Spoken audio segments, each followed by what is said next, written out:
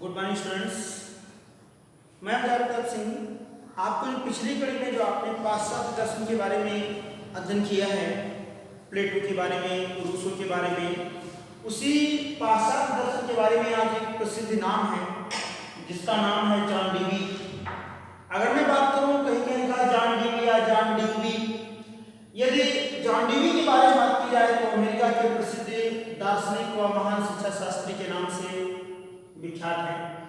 अगर मैं इनकी बात करूं कि जॉन डीवी का जन्म 1862 ईस्वी में इंग्लैंड में हुआ था और इंग्लैंड का एक छोटा सा गांव था और उस शहर का नाम था वर्मांट नगर के बर्लिंगटन नामक गांव में इनका जन्म हुआ था।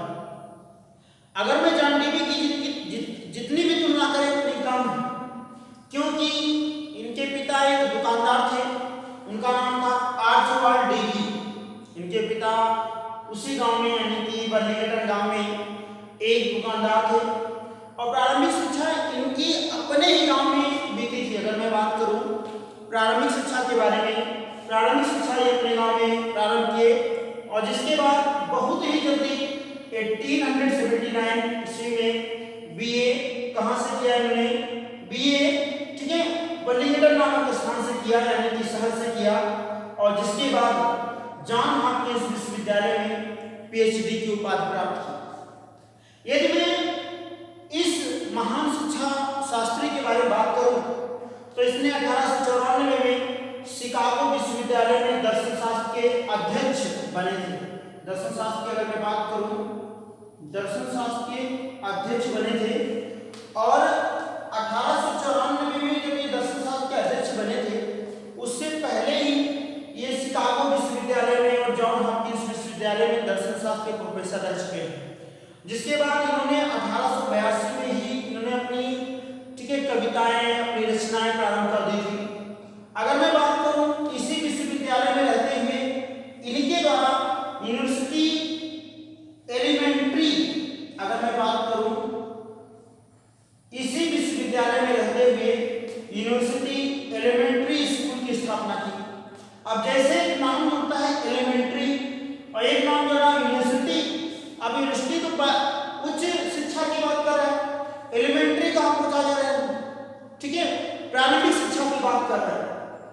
तो इस स्कूल में रहते हुए इनके द्वारा 3 से 13 वर्ष तक बच्चों की शिक्षा पर जोर दिया गया।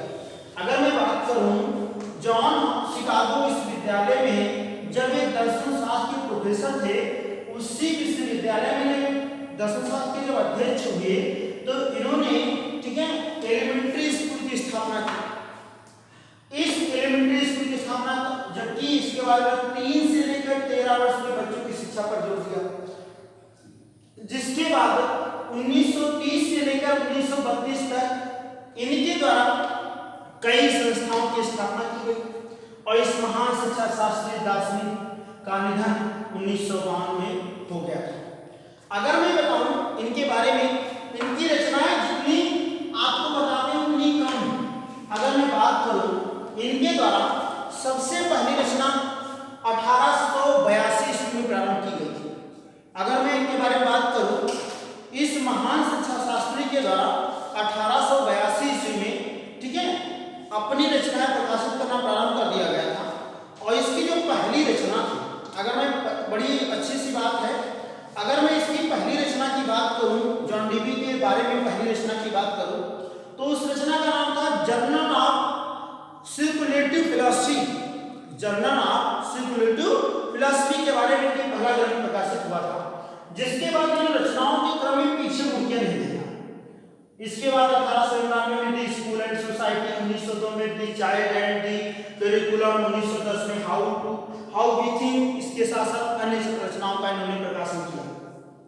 अगर इस महान शिक्षा शास्त्री के बारे में बात की जाए और बताया जाए कि इसके सिद्धांत क्या, तो इसके सिद्धांत में हम इसने सिद्धांत को ही चेंज कर दिया। किस क्षेत्र में? मनोवैज्ञानिक सिद्धांतों के क्षेत्र में, क्योंकि इसका वास्तव में मानना था, जॉन डीवी की अगर मैं बात करूं तो आपने प्रयोजनवाद इससे पहले पढ़ चुके हैं। तो प्रयोजनवाद में बताया गया था व्यवहारिक जगत जीने की बात करता है, एक अच्छे पाठ्यक्रम की बात करता है। मनोवैज्ञानिक सिद्धांत में इसने मस्तिष्क की बात की, यानी कि माइंड की बात की। इसने कहा बुद्धि विवेक के द्वारा ही संसार में जीवन जीना संभव है और उसी के द्वारा हम खोजें कर सकते हैं। इसके बाद इसने नॉलेज को महत्वपूर्ण स्थान दिया, मूल प्रवृत्तियों को इसने महत्वपूर्ण स्थान दिया और चिंतन को महत्वपूर्ण स्थान दिया। अगर मैं बात करूं इसके सिद्धांत में क्या है, मस्तिष्क ज्ञान, मौलिक प्रवृत्तियां एवं चिंतन। इसके साथ साथ यदि मैं इस महान शिक्षा शास्त्री के बारे में बात करूं तो इसने सबसे अच्छे अपने पाठ्यक्रम की तुलना की। अगर मैं बात करूं जॉन डीवी के अनुसार पाठ्यक्रम की, तो पाठ्यक्रम लिखे पहली बात तो आपने जॉन डीवी के बारे में पहले से जानते हैं। जॉन डीवी प्रयोजनवाद का जब करता है और प्रयोजनवाद में अगर पाठ्यक्रम की चर्चा की गई थी तो प्रयोजनवाद में कहा गया था कि मानवतावादी पाठ्यक्रम की बात की गई, मानवतावादी।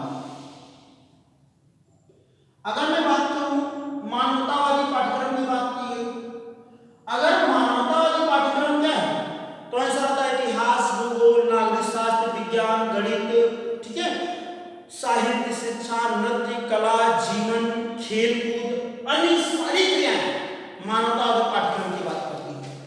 और लेकिन इसने मानवतावादी पाठ्यक्रम में सबसे पहले मनोवैज्ञानिक पाठ्यक्रम की बात की।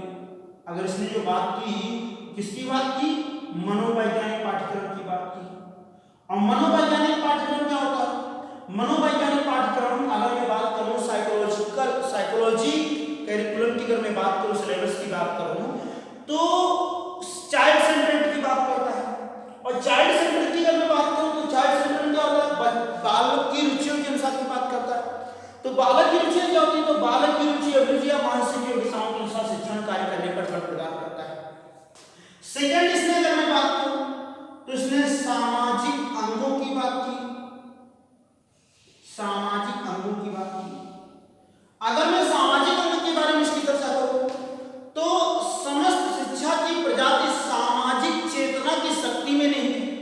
अगर मैं बात करूं तो इसने कहा कि मानव जाति सामाजिक जागृत सफलतापूर्वक अध्ययन कर लिया है, यानी कि उसका वास्तव में, ठीक है, उसका योगदान कहाँ है, उसकी उन्नति किस क्षेत्र में है और आचरण की सुविधा के अनुसार नैतिक पाठ्यक्रम की चर्चा शुरू की। इसके बाद इसमें जो पाठ दिया इसने कहा एक तो उपयोगितावादी पाठ्यक्रम, उपयोगितावादी पाठ्यक्रम। अगर मैं उपयोगितावादी पाठ्यक्रम वही मानवोपयोगी पाठ्यक्रम, यानी कि एक बालक का पाठ्यक्रम ऐसा हो जैसे उसकी विभिन्न अवस्थाओं में उसका योगदान दे सके तथा उसे इस संसार में, ठीक है, जीवन जीने योग्य पाठ्यक्रम की रचना की। इसके बाद पाठ्यक्रम में नवीनता लाने का लोचकता की बात की गई,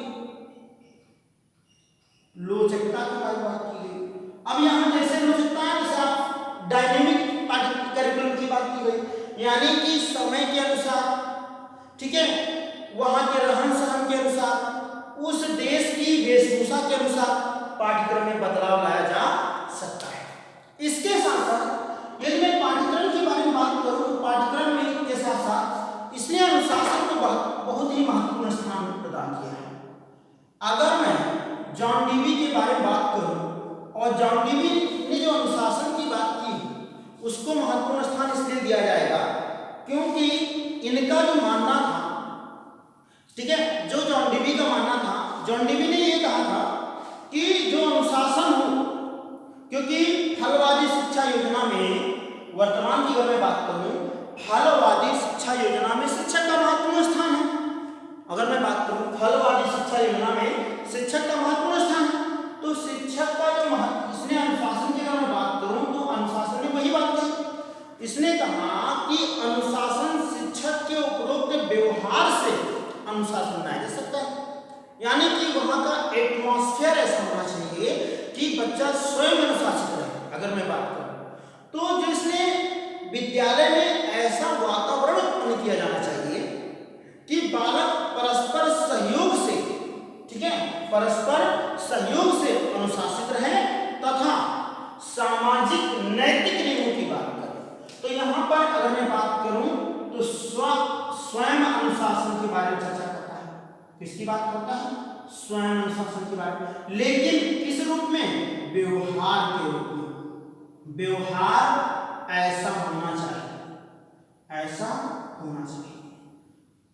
ठीक है, मतलब इसने कहा विद्यालय का स्वरूप या विद्यालय में ऐसा व्यवहार होना चाहिए जिससे बच्चा स्वयं क्या रहे, अनुशासित रहे। शिक्षा का स्थान इसने महत्वपूर्ण स्थान प्रदान किया। इसके साथ साथ अगर मैं बात करूं, एक बड़ी अच्छी फेमस परिभाषा इसने कहा था, विद्यालय समाज का लघु रूप है। समाज का लघु रूप है। ध्यान रखिएगा, कई बार पेपरों में पूछ लेता है कि किसने कहा विद्यालय समाज का लघु रूप है।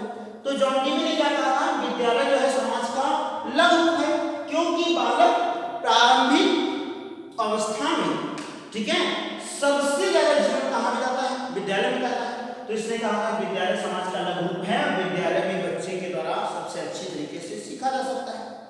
अगर मैं इनके बारे में तुलना की जाए तो इसने सबसे अच्छी बात की थी कि सार्वभौमिक शिक्षा की बात करता है। अगर मैं बात करूं शिक्षा के दृष्टिकोण से बात करूं तो ये बात करता है सार्वभौमिक शिक्षा, यानी कि दूरगामी सोच वाला व्यक्ति था।